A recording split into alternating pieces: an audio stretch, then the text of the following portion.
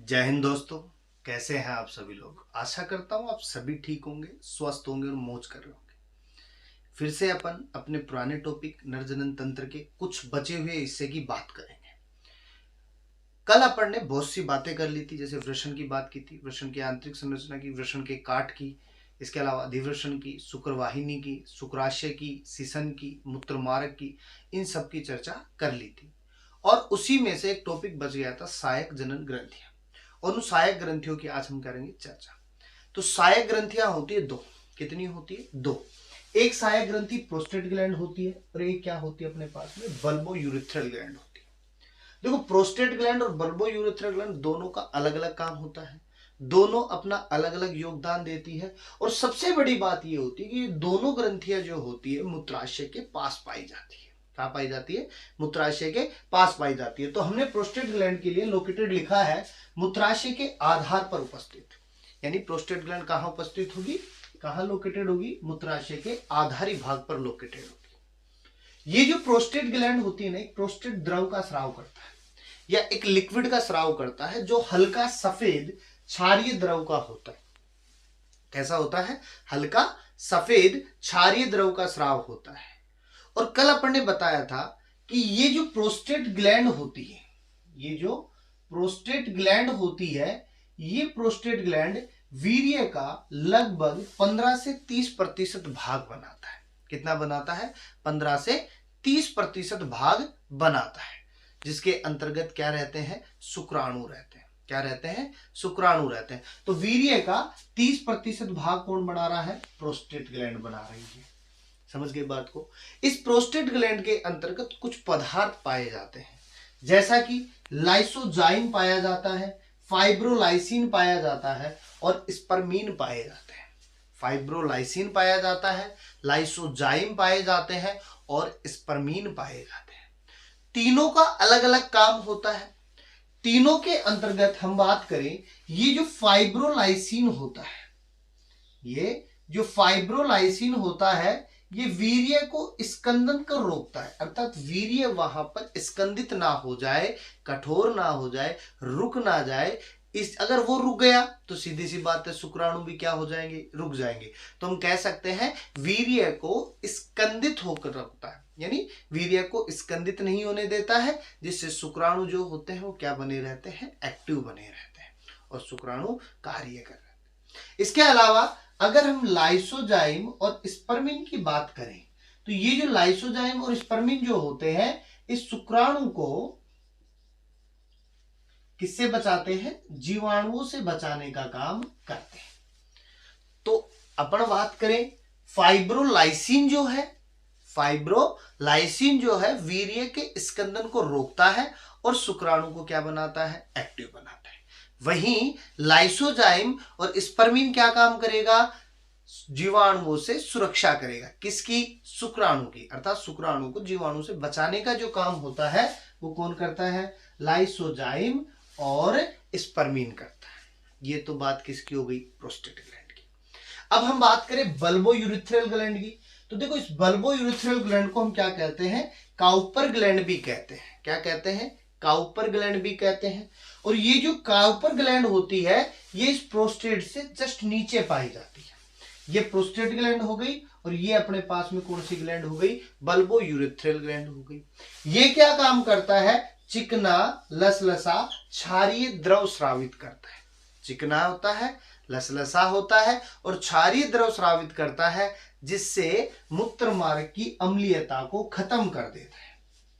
अर्थात bulbo urethral gland जो होती है मूत्र मार्ग की अम्लीयता को क्या कर देता है? खत्म कर देता है। समझ गए बात को? ये तो हो गई सहायक ग्रंथियां। अब देखो, हम बात कर रहे थे, कल हमने कहा था कि वृषण के अंतर्गत एक सेक्स हार्मोन होता है और इस सेक्स हार्मोन को हम क्या नाम देते हैं? टेस्टोस्टेरोन। टेस्टोस्टेरोन, इसे हम एंड्रोजन भी कह सकते हैं। क्या कह सकते हैं? एंड्रोजन भी कह सकते हैं। और ये जो टेस्टोस्टेरोन हार्मोन जो होता है, ये नर में द्वितीयक गुण लैंगिक लक्षण ला रहा था। बातें हो गई थी कि मनुष्य में दाढ़ी मूंछों का आना, अंडर आर्म्स पे बालों का होना, इसके अलावा आवाज का भारीपन होना, शरीर का बलिष्ठ होना, ये सब किस पर डिपेंड करता है? टेस्टोस्टेरोन पे। अगर किसी में टेस्टोस्टेरोन कम है तो उसके दाढ़ी मूंछ नहीं आएगी, उसके अंडर आर्म्स में रोम कम आएंगे, इसके अलावा उसकी आवाज जो है वो कैसी रहेगी? सुरीली रहेगी, लड़कियों जैसी आवाज रहेगी। इसके अलावा शरीर भी बलिष्ठ नहीं रहेगा। समझ गए बात को?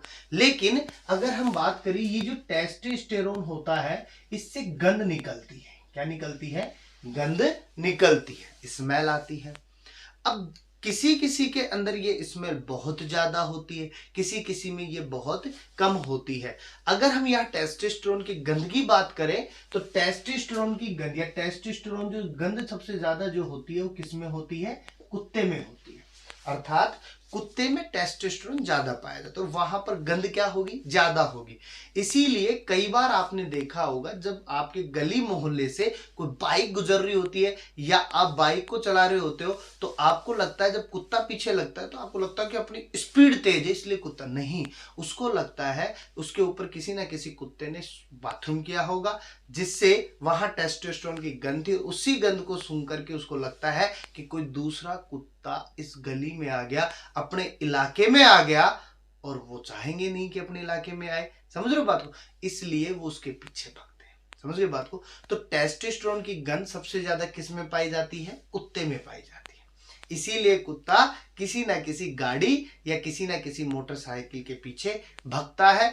क्यों? क्योंकि वहां किसी ना किसी कुत्ते ने बाथरूम किया होगा जिससे टेस्टोस्टेरोन की गंध वहां चिपक गई। अब जब वो गाड़ी आपके मोहल्ले से या आपकी गली से या आप चला रहे होते हो तब वो आपके पीछे लगता है, ना कि आपकी स्पीड से उसको कोई एलर्जी होती है।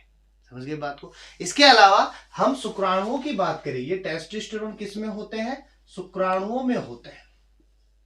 इसमें होता है शुक्राणुओं में होते हैं। और इन्हीं शुक्राणुओं की हम बात करें तो ये जो शुक्राणु होते हैं ना, एक नर के अंदर दो प्रकार के होते हैं, एक एक्स प्रकार का होता है, एक वाई प्रकार का होता है, या हम कह सकते हैं एक फीमेल टाइप होता है और एक मेल टाइप होता है।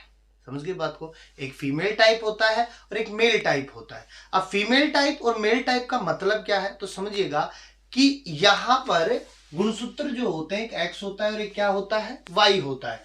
अब शुक्राणु जा रहा है तो आगे की ओर क्या लेके जाएगा? एक्स, या क्या लेके जाएगा? वाई। तो मादा के अंडाणु से अगर एक्स मिल रहा है तो क्या बनाएगा? डबल एक्स, और वाई बन रहा है तो क्या मिलाएगा? एक्स वाई बनाएगा। अब ये जो डबल एक्स और एक्स वाई है इसका मतलब हमने आपको गुणसूत्रों में बताया था। उसमें क्या कहा था कि जब डबल एक्स मिलता है तो क्या होता है? लड़की, और जब एक्स वाई बनता है तो क्या बनता है? लड़का। तो इसी प्रकार से शुक्राणु को हम कितने टाइप्स में देखते हैं? दो टाइप्स में, एक फीमेल टाइप में और एक मेल टाइप में। समझ गए बात को? तो इस प्रकार से हम इन सब की क्या कर सकते हैं? चर्चा कर सकते हैं। और अगर आपने पुराना वीडियो नर जनन तंत्र नहीं देखा है तो लिंक डिस्क्रिप्शन में डाल देंगे, एक बार जरूर जाकर के देखें। और अगर आपको वीडियो पसंद आती है तो देखो चैनल को सब्सक्राइब कर दीजिएगा और लाइक कर दीजिएगा। आगे हम बात करेंगे फीमेल रिप्रोडक्टिव सिस्टम की, मादा प्रजनन तंत्र की बात करेंगे, क्या होता है, कैसे होता है, क्या क्या पार्ट पाए जाते हैं, इन सब की चर्चा हम अगले वीडियो के अंदर करेंगे। तो इसका एक छोटा सा स्क्रीनशॉट लीजिए और सेव कीजिए अपने मेमोरी के अंदर।